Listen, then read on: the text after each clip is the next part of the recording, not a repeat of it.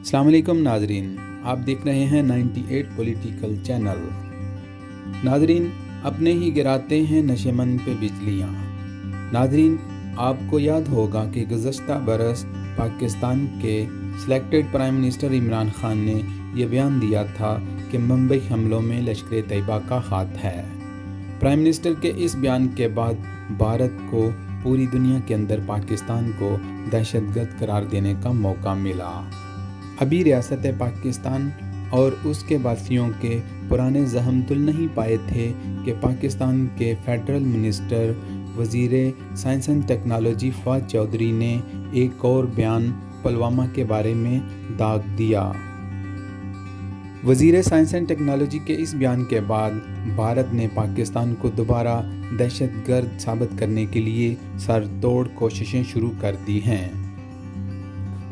وفاقی وزیر science and technology Fawad Chaudhry کے اس بیان کے بعد فواد چودھری کو پلوامہ حملے سے متعلق بیان کی وضاحت کرنا پڑی، اور اس وضاحت کے باوجود بھی بھارتی رہنماؤں نے مودی حکومت سے اپیل کی ہے کہ وہ اس بیان کو پاکستان کے خلاف FATF میں اسے بلیک لسٹ کرنے کے لیے استعمال کرے۔ میڈیا رپورٹس کے مطابق بھارتی وزیر اور سابق بھارتی army chief general VK Singh کا کہنا ہے کہ میں فواد چودھری کا شکریہ ادا کرتا ہوں۔ انہوں نے مزید کہا کہ مجھے یقین ہے کہ ہماری حکومت پاکستان کے اس اعتراف سے پوری دنیا کو آگاہ کرے گی اور بتائے گی کہ پاکستان کو FATF کے ذریعے بلیک لسٹ میں ڈالنے کی ضرورت ہے۔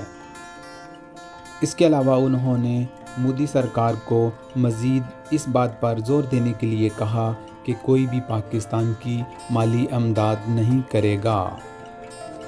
وزیر سائنس اینڈ ٹیکنالوجی کے پلوامہ کے اس بیان کے بعد ان کو پاکستان اور بھارت کی طرف سے بہت زیادہ سخت رد عمل اٹھانا پڑ رہا ہے۔ ناظرین، کسی نے خوب کہا ہے کہ ہمیشہ پہلے تولیے پھر بولیے۔